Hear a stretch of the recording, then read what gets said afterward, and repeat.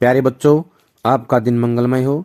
अगर आप नए हैं तो इस चैनल को सब्सक्राइब कर लें। हम करेंगे अगला पाठ जिसका नाम है नए और अप्रत्याशित विषयों पर लेखन। ये पाठ हम करेंगे। ये बहुत ही इम्पोर्टेंट पाठ है, सभी इसको अच्छे सुनेंगे ध्यान से। और यहाँ से हर साल कोई ना कोई 5 नंबर का प्रश्न अवश्य आता है, सभी इसको ध्यान से सुने। जिस तरह हम बोलते हैं उस तरह तू लिख, और इसके बाद भी हमसे बड़ा तो दिख। भवानी प्रसाद मिश्र की ये लाइनें हैं, हिंदी कवि हैं ये। आज हम इस पाठ में पढ़ेंगे क्या है अप्रत्याशित विषयों पर लेखन, क्या हो सकती है इसकी कोई तकनीक, कैसे करें तैयारी। अप्रत्याशित का मतलब होता है जिसकी उम्मीद न हो, जिसकी उम्मीद ना हो या जिसके बारे में हमें कोई जानकारी ना हो, उस विषय पर हम कैसे लिखेंगे, किस प्रकार लिखेंगे, ये बताया गया है। आपने पिछली फिल्म कब देखी थी? शायद हफ्ते भर पहले देखी हो, या शायद महीने भर पहले। देखने के बाद फिल्म के बारे में दोस्तों से बातचीत जरूर की होगी। उन्हें बताया होगा कि अच्छी लगी या नहीं। अच्छी लगने या न लगने के कारणों पर भी चर्चा हुई होगी। अब सोचिए कि क्या उस फिल्म के बारे में अपने ख्यालात को आप एक व्यवस्थित लेख की शक्ल में लिख सकते हैं या उसे लेख की शक्ल दे सकते हैं। अगर आपने फिल्म सिनेमा घर में देखी हो तो उस सिनेमा घर का पूरा माहौल आपके जहन होता मस्तिष्क में होगा। टिकट खिड़की पर लगी लाइन, उस लाइन में चलने वाली बतकही यानी कि आपस में बातें कहते हैं लोग, और ठेलम ठेल यानी कि धक्का मुक्की, खाने पीने की चीजों के जगमगाते काउंटर, आगे की संभावित फिल्मों के चित्ताकर्षक पोस्टर। चित्ताकर्षक होता है मन को आकर्षित करने वाले। सिनेमा घर की लॉबी की अपनी खास महक वगैरह वगैरह। क्या आप स्मृति और अनुभव में बसे उस सिनेमा घर को शब्दों के सहारे पन्नों पर उकेर सकते हैं, यानी कि उसके बारे में बता सकते हैं। आपने आज सुबह का अखबार देखा होगा, पूरा न भी देखा हो तो कम से कम खास खबरों पर एक नजर दौड़ाई होगी। उन खबरों को देखते हुए अपने समय और समाज की जो तस्वीर आपके मन में बनती है, क्या उसे आप एक लेख में व्यक्त कर सकते हैं। कहने की जरूरत नहीं कि लेख की शक्ल देना, उसे शब्दों के सहारे पन्नों पर उकेरना, यह सब ज्यादातर लोगों के लिए खासा मुश्किल काम है। जिन विचारों को कह डालना हमारे लिए कतई कठिन नहीं होता, उन्हें लिख डालने का निमंत्रण एक चुनौती की तरह लगने लगता है।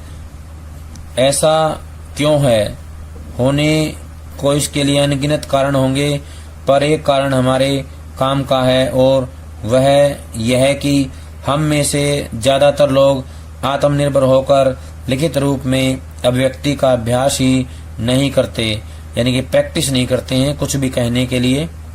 अभ्यास के हर मौके को हम रटंत पर निर्भर होकर गंवा बैठते हैं, यानी कि रट्टा लगा करके जो हमारे सामने लिखा हुआ है उसी को याद करके लिखते रहते हैं। रटंत का मतलब है दूसरों के द्वारा तैयार की गई सामग्री को याद करके ज्यों का त्यों प्रस्तुत कर देने की कुटेव होता है बुरी आदत। इस कुटेव का शिकार हो जाने पर असली अभ्यास या रियाज का मौका ही कहाँ मिलता है।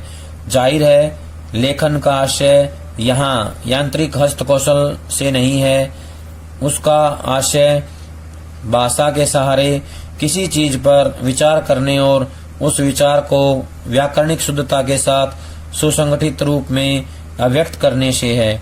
याद रखें, भाषा विचारों की अभिव्यक्ति का माध्यम ही नहीं, स्वयं विचार करने का साधन भी है।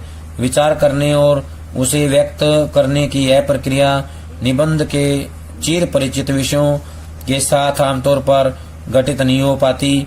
इसका कारण यह है कि उन पर तैयार शुदा यानी पहले से तैयार सामग्री प्रचुर मात्रा में उपलब्ध रहती है, और हम कुछ नया सोचने लिखने की जहमत उठाने की बजाय उसी सामग्री पर निर्भर हो जाते हैं। जहमत उठाना होता है मुसीबत मोल लेना, परेशानी मोल लेना। मौलिक प्रयास एवं अभ्यास को बाधित करने वाली यह निर्भरता हमारे अंदर लिखित अभिव्यक्ति की क्षमता विकसित नहीं होने देती। इसलिए यह बहुत जरूरी है कि हम निबंध के परंपरागत विषयों को छोड़कर नए तरह के विषयों पर लिखने का अभ्यास करें।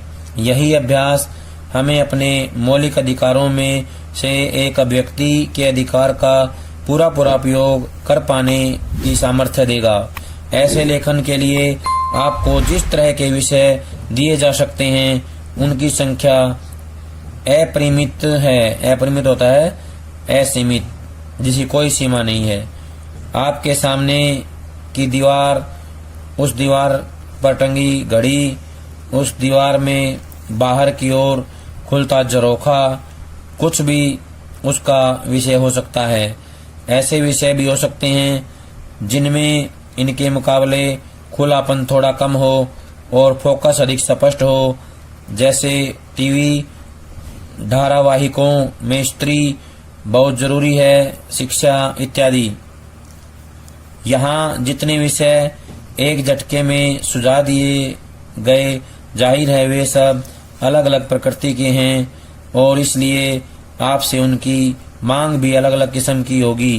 कोई विषय आपको तार्किक विचार प्रक्रिया में उतारना चाहता है, कोई आपसे यह मांग करता है कि जो कुछ आपने देखा सुना है या देख सुन रहे हैं उसे थोड़ी बारीकी से पुनः संकलित करते हुए एक व्यवस्था में ढाल दें। कोई अपनी स्मृतियों को खंगालने के लिए आपको प्रेरित करता है, तो कोई अनुभव को सैद्धांतिक नजरिए से जांचने परखने के लिए आपको उकसाता है। प्यारे बच्चों, ये है अप्रत्याशित विषयों पर लेखन। कम समय में अपने विचारों को संकलित कर उन्हें सुंदर और सुघड़ ढंग से अभिव्यक्त करने की चुनौती है। यानी कि जो अप्रत्याशित विषय होते हैं वो एक चुनौती हैं। क्या होते हैं? चुनौती होते हैं। हम कम समय में जो विचार हैं हमारे पास उनको संकलित करें, सुंदर और अच्छे ढंग से उनको अभिव्यक्त करें। ये चुनौती का काम होता है, इसलिए बोलते हैं अप्रत्याशित विषय कहा जाता है। सैद्धांतिक नजरिए से जांचने परखने के लिए आपको उकसाता है, यानी कि आपको प्रेरित करता है सिद्धांतों के आधार पर जांचें परखें। इन मांगों के जवाब में आप जो कुछ लिखेंगे वह कभी निबंध बन पड़ेगा, कभी संस्मरण, कभी रेखा चित्र की शक्ल लेगा, तो कभी यात्रा वृत्तांत की। यात्रा वृत्तांत होता है कहीं यात्रा करने जाते हैं और वहां से जुड़ी हुई यादों को हम लिखते हैं, बातों को लिखते हैं। संस्मरण होता है हमारी यादों के आधार पर लिखा गया कोई भी लेख, इसलिए हम उसे एक सामान्य नाम देंगे लेख, ताकि आपको ऐसा न लगे कि हम आप पर किसी विधा विशेष के भीतर ही लिखने के लिए या लेखन करने का दबाव बना रहे हैं। अब सवाल है कि ऐसा लेख प्रस्तुत करने की चुनौती सामने हो तो क्या करना चाहिए। कहने की जरूरत नहीं कि लिखने का कोई फार्मूला आज तक दुनिया में नहीं बना। अगर फार्मूला होता तो कंप्यूटर हमारे मुकाबले बेहतर लेखक साबित हो सकता था।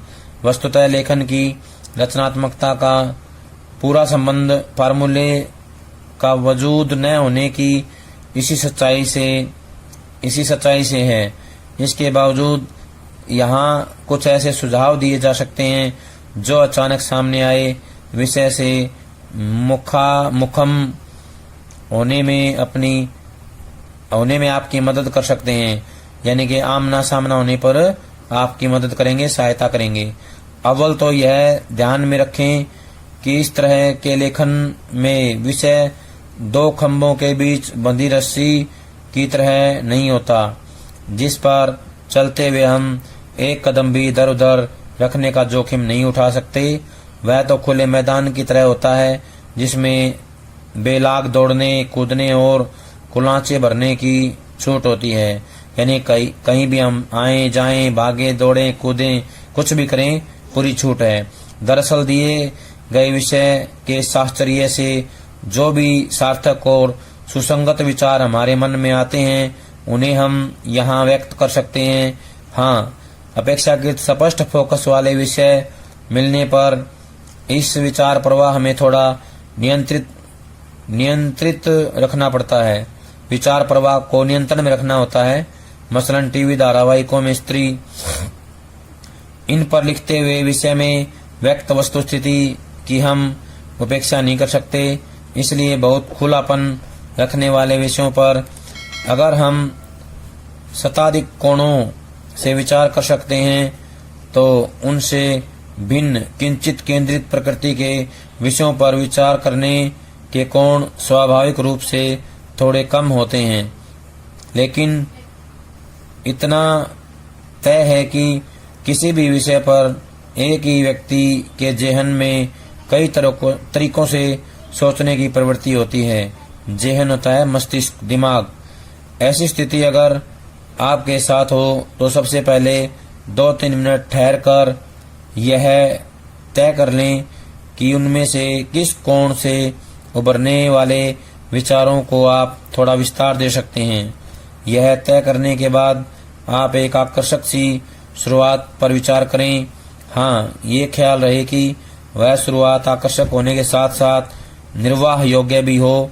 ऐसा न हो कि आगे आप जो कुछ कहना चाहते हो उसे इस प्रस्थान के साथ सुसंबद्ध और सुसंगत रूप से पिरो पाना आपके लिए मुमकिन न हो। इसलिए शुरुआत से आगे बात कैसे सिलसिलेवार बढ़ेगी, इसकी एक रूपरेखा आपके जहन में होनी चाहिए। वस्तुतः सुसंबद्धता किसी भी तरह से लेखन का एक बुनियादी नियम है, खासतौर से जब विषय पर विचार करने की चौहदियां बहुत सख्ती से तय न कर दी गई हों। उस सूरत में सुसंबद्धता बनाए रखने के लिए कोशिश करनी पड़ती है। जब चौहदियां सख्ती से तय कर दी गई हों तब हम बाहरी आरोपित अनुशासन ही विचार प्रवाह में कमोबेश आंतरिक संबद्धता कायम कर देता है। विवरण विवेचन के सुसंबद्ध होने के साथ साथ उसका सुसंगत होना भी लेखन या अच्छे लेखन की एक खासियत है। आपकी कही गई बातें न सिर्फ आपस में जुड़ी हुई हो बल्कि उनमें तालमेल भी हो, यानी कि एक बात का दूसरी बात से मेल होना चाहिए। अगर आपकी दो बातें आपस में ही एक दूसरे का खंडन करती हों तो यह लेखन का ही नहीं, किसी भी तरह की अभिव्यक्ति का एक अक्षम्य दोष है, यानी कभी भी माफ न किया जाने वाला दोष है, अवगुण है। सुसंबद्धता और सुसंगति को और बेहतर तरीके से समझने के लिए एक मोटा उदाहरण दिया जा सकता है। मान लीजिए मौसम की चर्चा करते करते आप एकाएक राजनीति पर बात करने लगें और ऐसा करने का कोई ठोस आधार या कारण, मसलन समानता के आधार पर कोई व्यंग्य करना या इन दोनों का कोई पारस्परिक प्रभाव रेखांकित करना प्रकट न हो तो आपकी बातों में संबद्धता का अभाव दिखेगा। इसी तरह मौसम की चर्चा करते हुए आप किसी खास दिन, समय और स्थान के मौसम को एक बार खुशगवार बताएं और दूसरी बार उबाऊ तो आपकी बातें असंगत जान पड़ेंगी। आप अपनी कही हुई बात को इस तरह खुद ही जुठला दें तो कौन आपको पढ़ना चाहेगा। इसलिए लेख चाहे वह संस्मरणात्मक हो, चित्रात्मक हो अथवा वैचारिक, उसकी सुसंबद्धता और सुसंगति के प्रति हर लेखक को सचेत होना चाहिए। वैसे हमारे सोचने की प्रक्रिया स्वाभाविक रूप से इन गुणों को धारण करती ही है। फिर भी सचेत न रहने पर संभव है ये गुण कहीं कहीं नदारद हो जाएं। नदारद गायब हो जाना। यह भी उल्लेखनीय है कि सामान्यतः निबंधों या आलेखों या प्रश्नोत्तरों में जहां मैं शैली का प्रयोग वर्जित है, वहीं इस तरह के लेखन में मैं की आवाजाही बेरोक टोक चल सकती है, यानी कि इसका इस्तेमाल हम कर सकते हैं। यहाँ विषय की प्रकृति में ही निहित होता है कि लेख में व्यक्त विचारों में आत्मनिष्ठता और लेखक के व्यक्तित्व की छाप होगी। इसलिए अन्यत्र वस्तुनिष्ठता के आग्रह से मैं शैली को भले ही ठीक न माना जाता हो, यहाँ उस पर कोई प्रतिबंध नहीं होता। आइए अब आपके सामने कुछ नमूने पेश करें। सबसे पहले 3 नमूने एक ही विषय दीवाल घड़ी पर। यह बिल्कुल खुला हुआ विषय है। विषय प्रस्तावित करने वाला यहाँ किसी तरह की चौहदी नहीं बांध रहा, यानी 4 दीवारी नहीं है। वह आपको इस बात की छूट दे रहा है कि इस विषय के साथ आपके जहन में जो भी ख्याल उभर रहे हैं उन्हें सुसंगत तरीके से शब्दबद्ध करें। अगर वह दीवाल घड़ी की उपयोगिता, दीवाल घड़ी का इतिहास जैसा कोई विषय प्रस्तावित करता है तो बात और थी। वहाँ ढीला ढाला ही सही एक बंधन होता और आप उसकी मर्यादा का ध्यान रखते हुए लेखन करते, पर यहाँ आपको खुले मैदान में छोड़ दिया गया है। आप जिस दिशा में जाकर जुगाली करना चाहें कर सकते हैं, या जुगाली करना चाहते हैं करें। इन 3 नमूनों को देखकर यह बात आपके सामने साफ हो जाएगी कि लेखन कैसे किया जाता है। प्यारे बच्चों, आज जो काम करवाया है सभी इसको कापी में लिख करके याद करेंगे। सभी का बहुत बहुत धन्यवाद।